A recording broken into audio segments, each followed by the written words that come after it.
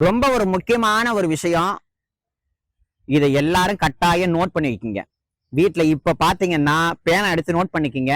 எப்படியா பேனா எடுத்து நோட் பண்ற அளவுக்கு அப்படி என்னப்பா சொல்ல போற அப்படின்னு கேட்டீங்கன்னா, நம்ம சின்ன பிள்ளைங்கள்ல இருந்து பெரியவங்க வரைக்கும் பண்ற ஒரே தப்பு என்னன்னா, குருரு பிரம்மா குருரு விஷ்ணு குருரு தேவோ மகேஸ்வரஹா குருரு சாட்சாத். குரு சாட்சாத் அதுக்கப்புறம் என்ன சொல்றோம்னா பரபிரம்மா தஸ்மை ஸ்ரீ குரவே நமகான்னு முடிச்சிடுறோம் தானே. அது தப்பு. இதுல குருர் பிரம்மா குருர் விஷ்ணு குருர் தேவோ மகேஸ்வரஹா குருர் சாட்சாத் பரபிரம்மாங்கிறது தப்பு.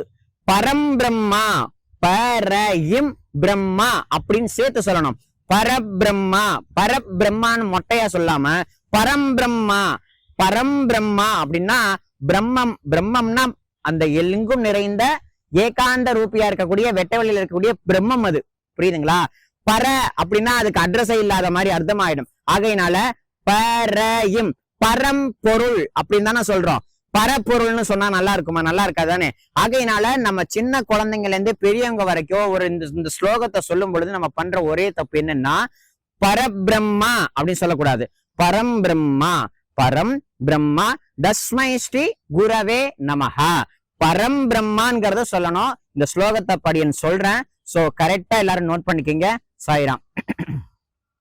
குருரு பிரம்மா குருரு விஷ்ணு குருரு தேவோ மகேஸ்வரஹா குருரு சாட்சாத் பரபிரம்மா தஸ்மை ஸ்ரீ குரவே நமஹா.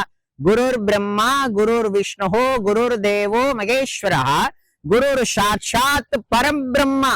பரபிரம்மா இல்ல பரம்பிரம்மா தஸ்மை ஸ்ரீ குரவே நமஹா. இத எல்லாரும் நோட் பண்ணி வைத்துக்கொண்டு இந்த நல்ல ஒரு சரியான ஒரு விஷயத்த எல்லாருக்கும் அனுப்பி வைங்க தயவு பண்ணி. ஏன்னா நம்ம எல்லாரும் இந்த தப்பு பண்றோம்.